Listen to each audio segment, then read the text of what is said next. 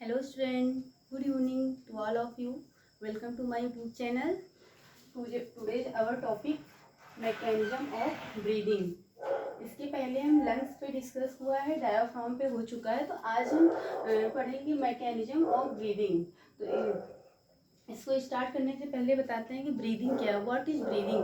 Breathing means क्या है? सांस लेना, ऑक्सीजन को लेना और कार्बन डाइऑक्साइड को बाहर निकालना, O2 को लेना और CO2 को बाहर निकालना। तो क्या है, कौन सी प्रोसेस है? ब्रीदिंग है। तो ब्रीदिंग में मैकेनिज्म में पढ़ेंगे। Breathing involve two stages. कौन कौन से टू स्टेज हैं? Inspiration and expiration. इंस्पायरेशन को हम इनहेलेशन कहते हैं, इंस्पायरेशन को हम क्या बोलते हैं? इनहेलेशन। इनहेलेशन मीन O2 को लेना, O2 को लेना होता है। और एक्सपायरेशन मीन्स एक्सहेलेशन। एक्सपायरेशन को हम एक्सहेलेशन बोलते हैं। एक्सहेलेशन मीन्स क्या होता है? CO2 को बाहर निकालना, CO2 को बाहर निकालना होता है, आउट करना होता है, आउटसाइड। CO2 को बाहर निकालना, ये इनसाइड। एक्सपायरेशन मीन्स क्या होता है? एक्सहेलेशन होता है, जिसमें क्या होता है? हम CO2 को बाहर निकालते हैं, एक्सहेलेशन होता है। तो फर्स्ट ऑफ ऑल हम पढ़ेंगे इंस्पायरेशन। इंस्पायरेशन यानी कि इनहेलेशन। इनहेलेशन O2 को लेना, O2 को अंदर लेना एयर से। तो ये इंस्पायरेशन की कैसी प्रोसेस है? एक्टिव प्रोसेस है। कैसी प्रोसेस है ये? एक्टिव प्रोसेस है। एक्टिव प्रोसेस क्यों है? क्योंकि इसमें जो डायाफ्राम है वो कॉन्ट्रैक्शन करता है। क्या करता है? डायाफ्राम क्या करता है? कॉन्ट्रैक्शन करता है। कॉन्ट्रैक्शन मीन होता है सिकुड़ना। जब डायाफ्राम, इसके पहले की क्लास में बता चुके हैं कि जब डायाफ्राम सिकुड़ता है तो लंग्स क्या होता है? इंक्रीज होता है साइज में। और जब डायाफ्राम इंक्रीज होता है तो लंग्स क्या होता है? सिकुड़ता है, कॉन्ट्रैक्शन करता है। तो जिससे जब लंग्स सिकुड़ेगा तो वो O2 को बाहर निकालता है, और जब लंग्स इंक्रीज करेगा तो डायाफ्राम और सिकुड़ेगा तो क्या करेगा? ऑक्सीजन को अंदर लेगा, O2 को अंदर लेगा। तो क्या करेगा? ये एक्टिव प्रोसेस क्यों है? The construction of the diaphragm increase the volume of the thoracic cavity. Thoracic cavity क्या होगी? इंक्रीज होगी साइज वॉल्यूम में। And it is responsible for रफली 25% ऑफ द एयर मूवमेंट। ये क्या होता है कि डायाफ्राम जो है 25% इनहेलेशन यानी कि ब्रीदिंग में हेल्प होता है। 25% ऑक्सीजन यानी ब्रीदिंग का प्रोसेस कहाँ से होता है? कंप्लीट होता है इंस्पायरेशन से, यानी कि डायाफ्राम का मेन रोल होता है इंस्पायरेशन में। 25% होता है in movement in normal breathing rest में। और सेकेंड क्या है? External intercostal muscles. Intercostal muscles क्या होते हैं? हमारे बॉडी में 12 पेयर रिब्स पाई जाती हैं। Ribs 12 pair, number in 24 pair से रिब्स पाई जाती हैं। तो रिब्स पाई जाती हैं, रिब्स के बीच में ये जो इंटरकोस्टल मसल है ये रिब्स के बीच में पाई जाती हैं। जो 12 पेयर रिब्स पाए जाते हैं उसके बीच में क्या पाई जाती हैं? ये इंटरकोस्टल मसल्स पाई जाती हैं। 12 पेयर रिब्स का भी टॉपिक बाद में आएगा, वहाँ डिस्कस करेंगे। फिलहाल यहाँ पे इतना ही जानना है। तो जो रिब्स है, रिब्स के अंदर ये इंटरकोस्टल मसल्स पाई जाती हैं। ये क्या करती हैं? असिस्ट करती है इंस्पायरेशन यानी कि ऑक्सीजन को लेने। असिस्ट मीन होता है कि हेल्प करती हैं। क्या करती हैं? हेल्प करती हैं। आप इसका सिनोनिम्स जान लीजिए। हेल्प करती हैं इंस्पायरेशन यानी इनहेलेशन में, ऑक्सीजन को लेने में, by elevating the ribs. Ribs को क्या करती हैं? एलिवेटिंग मतलब होता है रिब्स को ऊपर नीचे करने में। जब हम सांस लेते हैं, जब डायाफ्राम सिकुड़ेगा तो लंग्स ऊपर चढ़ेगा, जब डायाफ्राम इंक्रीज होगा तो लंग्स सिकुड़ेगा, कंट्रैक्शन करेगा। दिस एक्शन कंट्रीब्यूट रफली, ये हमारा जो इंटरकोस्टल मसल्स होता है ये रिस्पायरेशन में कितना % इसका होता है रोल?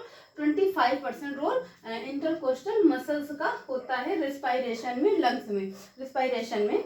और एक्सेसरी मसल्स कौन सी होती हैं? हेल्पफुल मसल होती है। इन्हें हम हेल्पफुल भी बोल सकते हैं, ये सहायक बोल सकते हैं हिंदी में। हेल्पफुल मसल्स यानी कि हेल्पफुल होती हैं। तो ये कैसे करती है? ये भी कैन असिस्ट, हेल्प करती हैं एक्सटर्नल इंटरकोस्टल मसल्स को।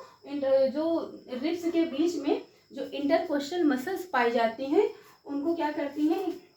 एलिवेट करने में द रिब्स में the muscles increase the speed and amount of the rib movement. ये क्या करती हैं, स्पीड को इंक्रीज करती हैं रिब्स की, एंड और क्या करती हैं, अमाउंट ऑफ रिब मूवमेंट को बढ़ाती हैं, जिससे क्या होता है कि हम ऑक्सीजन को अंदर लेते हैं और CO2 को बाहर बढ़ाते हैं। तो इसलिए हो गया इंस्पायरेशन।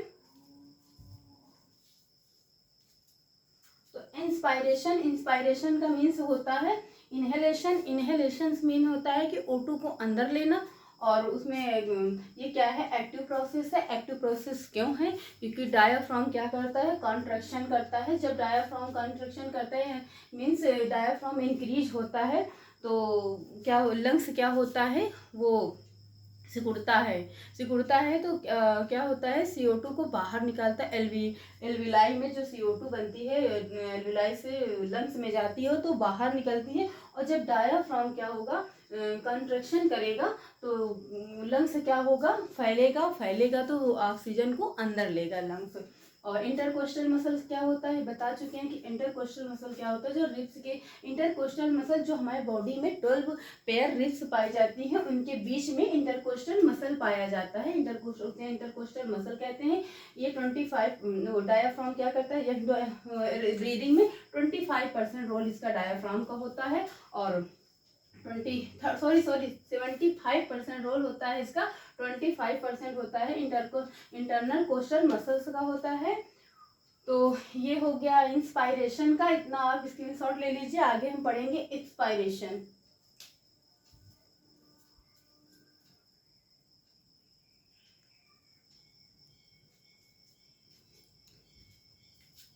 तो सेकंड है एक्सपायरेशन मीन होता है एक्सहेलेशन मतलब CO2 को बाहर निकालना।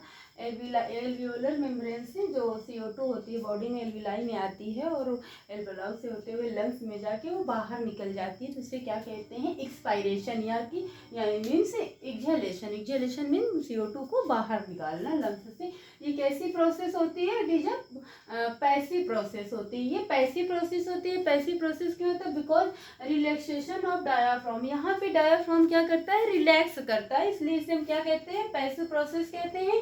यहाँ पे डायाफ्राम क्या होता है, रिलैक्स होता है, और वहाँ इंस्पायरेशन में डायाफ्राम क्या होता है, कॉन्ट्रैक्शन करता है। तो यहाँ रिलैक्स होता है, इंटरनल एक्सटर्नल इंटरकोस्टल मसल्स ये क्या होता है, रिलैक्स करते हैं, रिलैक्स होते हैं। सो इसलिए इसे हम पैसिव प्रोसेस कहते हैं एक्सपायरेशन को, और इंस्पायरेशन को एक्टिव प्रोसेस कहते हैं।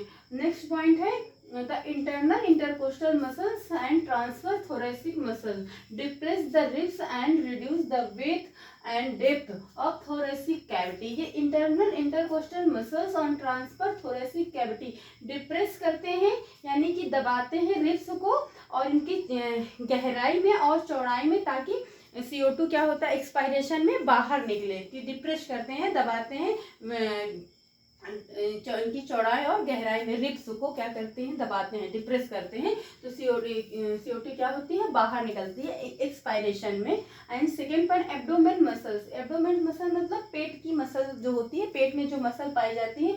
देखते नहीं, जब हम सांस लेते सोते रहते तो मेरा पेट ऐसे फूलता पसीजता रहता है, तो क्या होता है, एब्डोमेन मसल्स कैन असिस्ट यानी हेल्प करती हैं the internal intercostal muscles expiration में। ये एक्सपायरेशन में क्या है, एब्डोमेन मसल्स क्या, जो हमारे एब्डोमिनल मसल होती हैं, वो एक्सपायरेशन में क्या करती हैं, हेल्प करती हैं by compressing the abdomen and forcing the diaphragm upward. Diaphragm को ऊपर नीचे करने में क्या करती हैं, हेल्प करती हैं। इसका एग्जांपल हम कल ही बता चुके थे, जैसे कोई सोता है तो हमारा पेट देखो ऊपर नीचे, यानी कि डायाफ्राम हमारा क्या होता है, ऊपर नीचे होता रहता है, जिससे कि हम O2 लेते हैं और कार्बन डाइऑक्साइड बाहर की ओर कम आउट किया करते हैं। यानी कैसी वो प्रोसेस कैसी होती है, एक्सपायरेशन यानी एक्सहेलेशन। तो इसमें क्या होता है, पैसिव प्रोसेस होती है। पैसिव प्रोसेस क्यों कहते हैं, इसमें डायाफ्राम क्या करता है, रिलैक्स करता है, और इंटरकोस्टल मसल्स भी रिलैक्स करती हैं, और intercostal muscles and transfer thoracic क्या करती हैं, डिप्रेस करती हैं रिब्स को, reduces the width and depth में, और एब्डोमेन मसल्स भी हेल्प करती है इंटरकोस्टल मसल्स को compressing the abdomen and forcing, यानी फोर्स करने में डायफ्राम को अपवर्ड या फॉरवर्ड करने में, ऊपर चढ़ाने में। इतना हो गया है एक्सपायरेशन में और इंस्पायरेशन दोनों में कि आई होप आप लोगों को समझ में आया होगा। एक पॉइंट यहाँ पे बचता है, नोट करके लिखना है।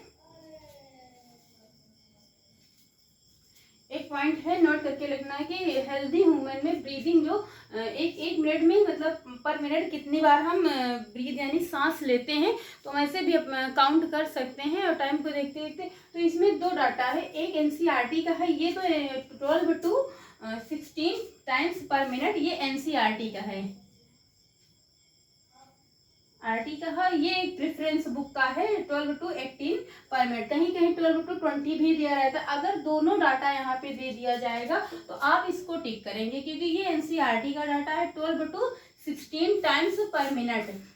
यदि दोनों नहीं, दोनों में से कोई एक है, अगर ये है, ये नहीं ऑप्शन में, तो हम इसी को टिक करेंगे, नहीं तो अगर दोनों हो तो हम इसको करेंगे। ये एनसीईआरटी का डाटा है 12 to 18 टाइम्स पर मिनट, ये एनसीईआरटी का डाटा है। हम बड़े आराम से टाइम को देखते हैं, जैसे सांस लेते हैं तो करके आराम से मतलब काउंट कर सकते हैं कि कितने, एक मिनट में हम कितना, मतलब कितने बार ब्रीथ यानी सांस लेते हैं। तो हेल्दी ह्यूमन यानी एक एडल्ट में कितने टाइम पर मिनट हम ब्रीथ करते हैं, तो एनसीईआरटी का डाटा है 12 to 16 टाइम्स पर मिनट। ऐसे बुकों का प्रेफरेंस का है 12 to 18। तो आज की क्लास में इतना हो गया, इतना ही है। तो आज की क्लास में इतना ही है, आप लोगों को समझ में आया होगा बस। तो थैंक यू क्लास।